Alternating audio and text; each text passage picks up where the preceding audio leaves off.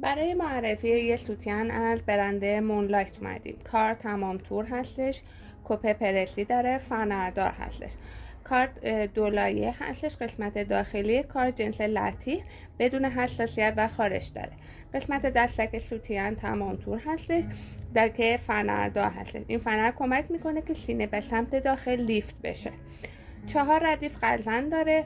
کار ترک هستش، از برند معروف مونلایت هستش. بند کار باریک هستش، مناسب برای فصل تابستون و لباس مجلسی و روزمره هستش. در 4 رنگ: سرمه‌ای، سفید، مشکی و کرم. در 2 کپ C و D شارژ شده.